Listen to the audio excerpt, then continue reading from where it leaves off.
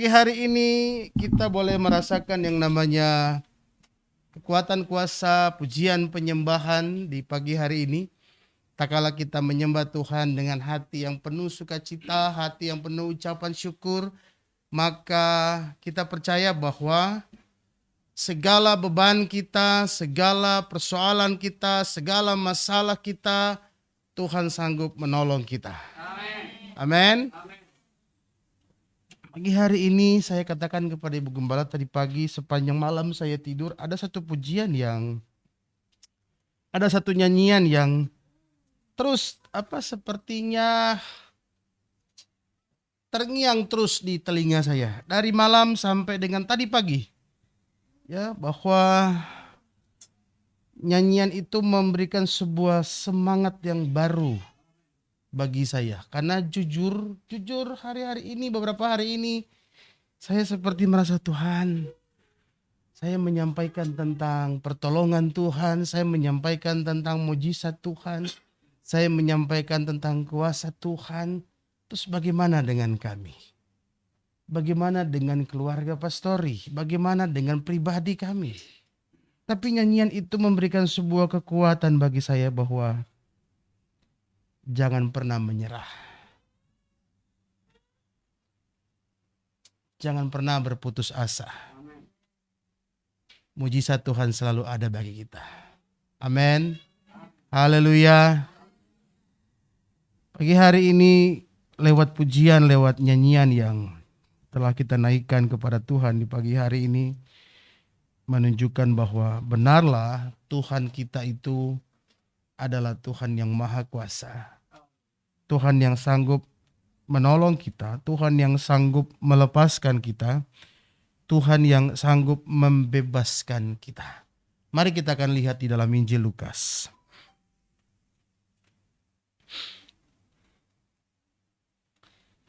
Injil Lukas pasalnya yang kelima. Injil Lukas pasalnya yang kelima, kita akan lihat di sana apa kata firman Allah. Mari saya minta kita semua bangkit berdiri.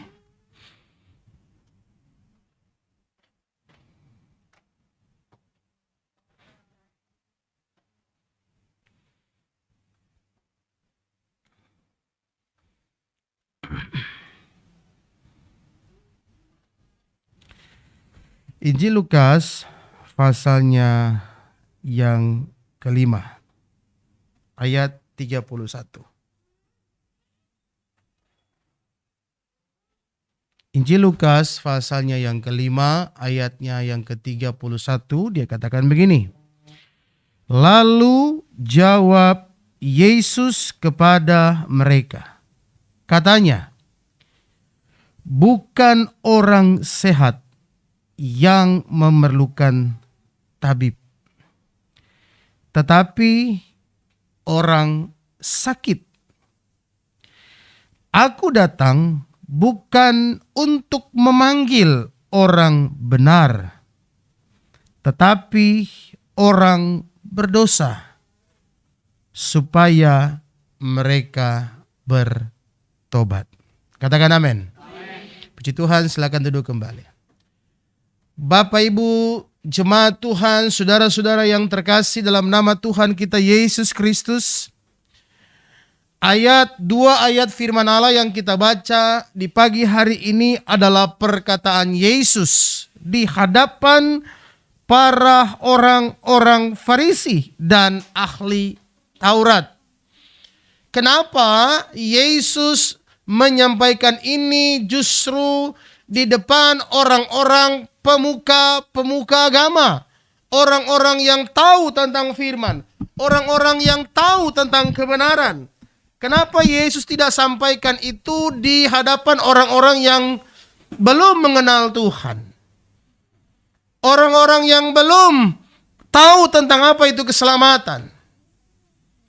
Tapi saudara-saudara yang terkasih, Yesus berbicara di hadapan para ahli Taurat, di hadapan para orang Farisi, supaya Yesus ingin menunjukkan bahwa tugas orang yang mengerti tentang firman Allah adalah memberitakan tentang keselamatan itu.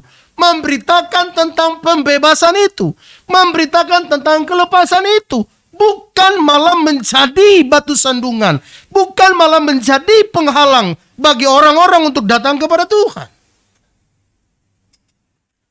Harus diakui, kemarin saya katakan bahwa rata-rata kebanyakan orang datang beribadah kepada Tuhan, datang mencari Tuhan, pertama, karena kebiasaan. Yang kedua, karena rutinitas. Yang ketiga, datang mencari Tuhan hanya karena mujizatnya.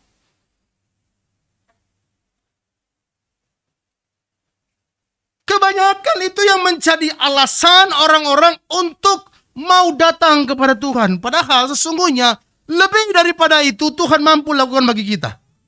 Katakan amin. Bahkan tanpa kita pikirkan, tanpa muncul dalam hati kita, Tuhan mampu buat bagi kita. Cuma yang menjadi persoalan di sini adalah, perhatikan baik-baik. Yang menjadi persoalan di sini adalah terkadang kita sebagai orang percaya, kita sebagai anak Tuhan, justru kita tidak bisa menjadi berkat bagi orang yang ada di sekitar kita. Kenapa? Karena roh menghakimi itu lebih kuat. Oh, kamu berdosa, kamu ini bersalah, kamu harus begini, kamu harus begini. Kadang-kadang perkataan kita justru bukan membuat orang untuk maju datang kepada Tuhan, justru menghambat orang untuk datang kepada Tuhan. Sama seperti ini. Kenapa Yesus berkata, aku datang bukan kepada mereka yang benar. Haleluya. Yang membutuhkan tabib bukan mereka yang sehat. Tapi siapa? Mereka yang sakit. Nah, Yesus melihat orang-orang ini, orang-orang yang masih ada dalam dosa, orang-orang yang masih tinggal di dalam dosa, dia melihat bahwa mereka sedang sakit. Haleluya. Yesus tidak melihat mereka untuk sebagai pribadi yang harus dihukum.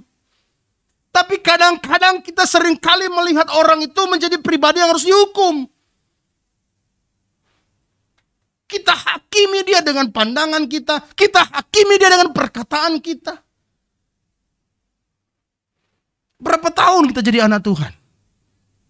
Berapa lama kita jadi anak Tuhan? Bukankah firman Allah mengajarkan kita untuk kita mau menjadi berkat, kita bisa menjadi berkat bagi orang lain? Tapi kenapa seringkali kita menjadi batu sandungan bagi orang lain? Kita menjadi penghambat untuk orang datang sama Tuhan. Kenapa? Karena kita hakimi dia terlebih dahulu.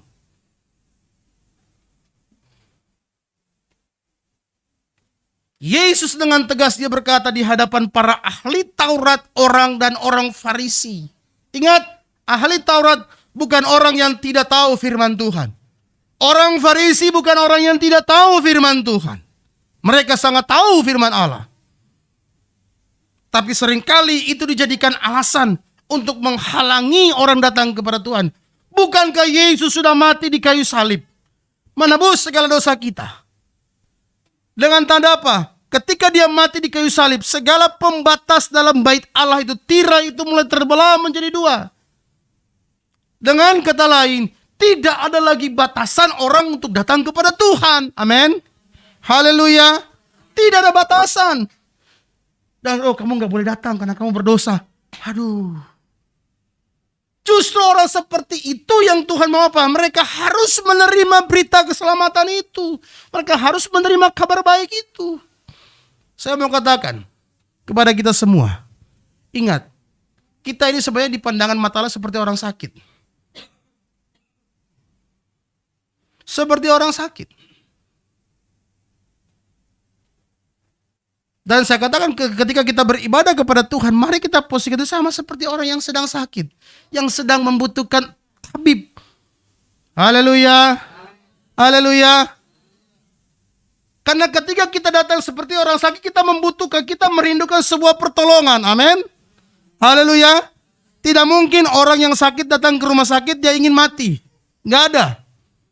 Orang yang sakit datang ke rumah sakit ingin supaya apa? Supaya apa? Sembuh. Dia percaya bahwa para medis sanggup untuk mengobati dia untuk sembuh. Sama seperti kita pada pagi hari ini.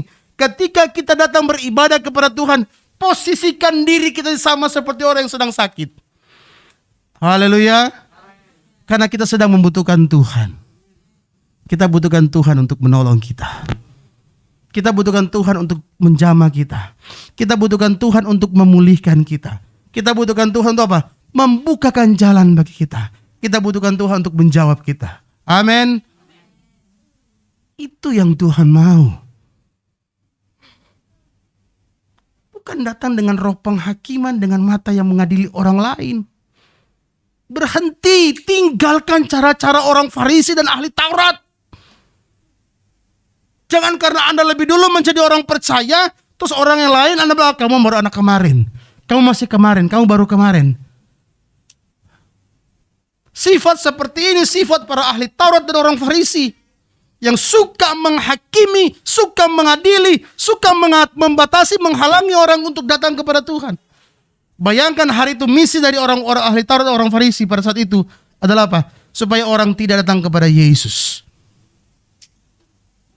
Berarti kalau di antara kita ada yang seperti itu, berarti sama seperti mereka. Haleluya. Belajar kepada firman Allah. Kalau kita mau jadi berkat, jangan hanya jadi berkat untuk diri kita sendiri saja, tapi bagi orang lain juga. Lewat apa? Lewat sikap kita, lewat perkataan kita, lewat tindakan kita, lewat cara pandang kita.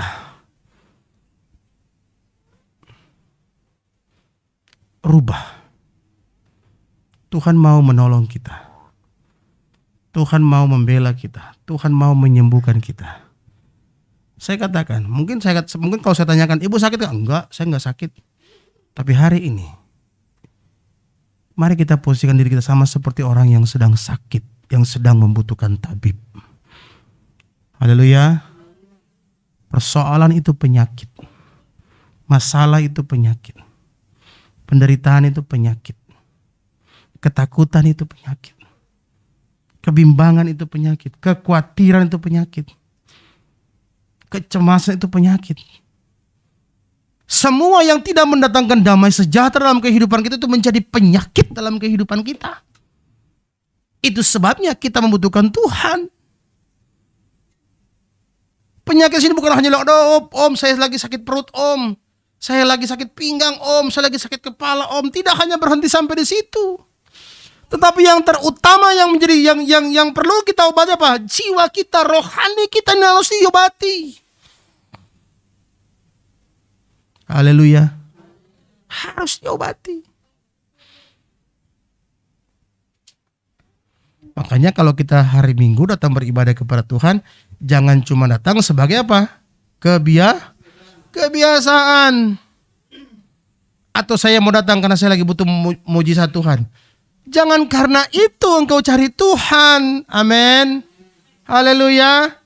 Tapi engkau datang kepada Tuhan karena engkau percaya bahwa di luar Tuhan, ingat baik-baik, di luar Tuhan, di luar Yesus, kita tidak akan jadi apa-apa.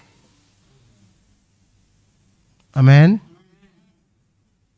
Di luar Yesus tidak akan ada pertolongan. Di luar Yesus tidak akan ada kelepasan. Di luar Yesus tidak akan ada keselamatan. Di luar Yesus tidak akan ada jawaban. Di luar Yesus kita tidak akan pernah melihat yang namanya mujizat Tuhan. Haleluya. Maka dari itu pada pagi hari ini mari kita rubah cara pandang kita. Cara berpikir kita. Oh, saya mau ibadah karena hari Minggu memang harus ibadah. Rubah. Di luar sana banyak orang seperti itu. Banyak. Saya mau ibadah karena hari Minggu harus ibadah. Rubah cara itu. Itu salah. Tapi hari Minggu saya mau ibadah. Kenapa? Karena saya sama seperti orang yang sedang sakit. yang sedang membutuhkan tabib, membutuhkan Tuhan. Haleluya. Untuk apa? Supaya saya menjadi sembuh. Kan kita nggak tahu. Sepanjang minggu berjalan, kita marahin orang. Betul nggak? Ya. Kita omel-omelin orang. Bahkan mungkin kita maki-maki orang. Atau kita ceritain orang. Atau kita berbuat hal-hal yang di luar daripada kehendak firman Allah. Itu sama seperti orang sakit. Itu menandakan bahwa kita sedang sakit. Rohani kita sakit. Maka dari itu pada pagi hari ini, jemaat Tuhan yang saya kasihi, jemaat Tuhan yang Tuhan Yesus kasihi, mari belajar kepada firman Allah 2 hal ini. Ketika kita datang kepada Tuhan yang pertama, mari kita posisikan diri bahwa kita sedang membutuhkan tabib. Amin. Haleluya. Yang kedua dia katakan ayat 25 apa? Datang kepada Tuhan supaya hidup kita supaya hidup kita dibenarkan oleh Tuhan. Karena kita tahu kita sudah salah nih. Sudah salah. Karena dia bilang apa? Aku datang bukan untuk orang yang benar. Amin. Ini kita sudah salah sepanjang minggu ini. Sepanjang minggu ini Tuhan, ada kesalahan yang saya buat Tuhan. Saya sudah bohongin orang, saya sudah bohongin istri saya bohongin suami saya bohongin orang tua saya bohongin anak saya bohongin tetangga-tetangga teman-teman saya. Aduh Tuhan, saya sudah berbuat salah ini Tuhan. Datang sama Tuhan, minta ampun sama Tuhan supaya kita dibenarkan oleh Tuhan. Amin. Tuhan mau cari orang-orang yang dengan ketulusan hati mengakui. Firman Allah katakan begini, jika engkau datang kepada Tuhan dengan tulus hati dan mengaku segala pelanggaranmu, dosamu, maka Ia setia dan adil akan mengampuni kamu. Amin. Tapi dia katakan juga bahwa apabila dosamu telah diampuni, apa? Jangan berbuat lagi. Tuhan sudah angkat kita ini dari apa namanya? Dari lumpur dosa nih. Tuhan sudah keluarkan kita ini. Ya, Tuhan sudah bersihkan kita, Tuhan pokoknya sudah jadikan kita pribadi yang berbeda, pribadi yang baru. Kita masuk lagi ke situ. Menurut saudara, kalau ada orang seperti itu gimana? Seperti apa? Seperti apa?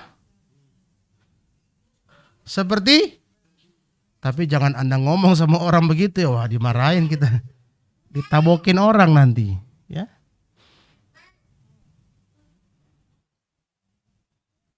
Kalau Tuhan sudah pulihkan kita, kalau Tuhan sudah benarkan kita, jangan kembali lagi.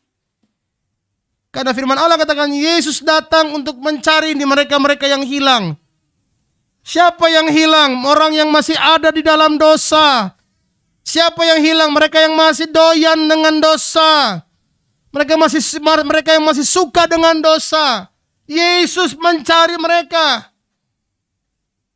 Untuk apa? Untuk diselamatkan. Katakan amin. Kalau Yesus saja mencari mereka, masakan kita juga harus menghakimi mereka? Masakan kita harus menjauhi mereka? Padahal Yesus sendiri mencari mereka. Lebih banyak mana? Perkataan berkat atau perkataan menghakimi?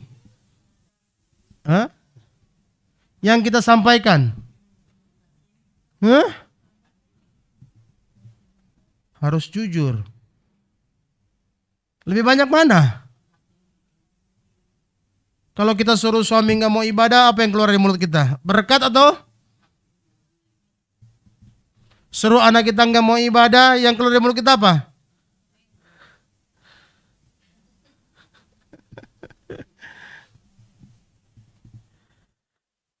Mari, pagi hari ini firman Allah mengajarkan kita. Kalau Yesus saja dia mau supaya orang itu diselamatkan, mari kita juga belajar untuk menjadi berkat bagi orang lain.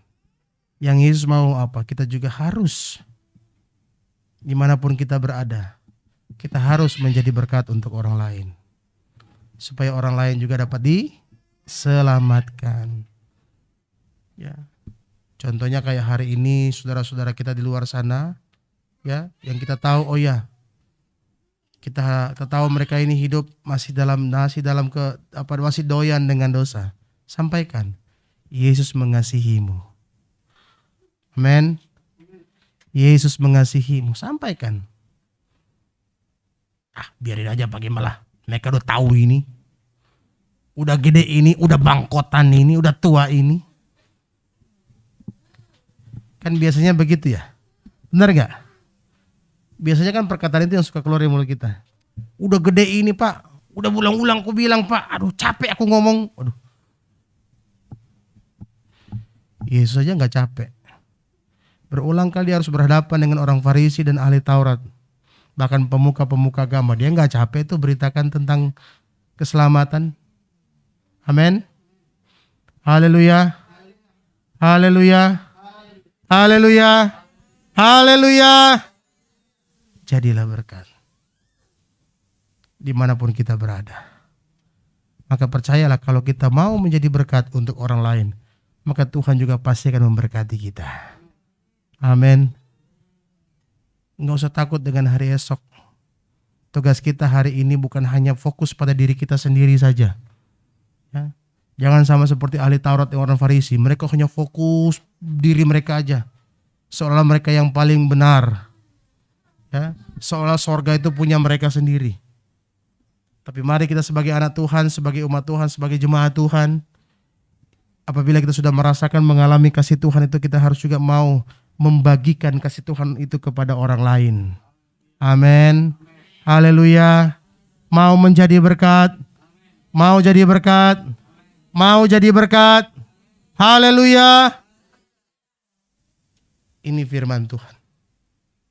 Bukan Pak Gembala yang bilang, tapi ini firman Tuhan. Ya.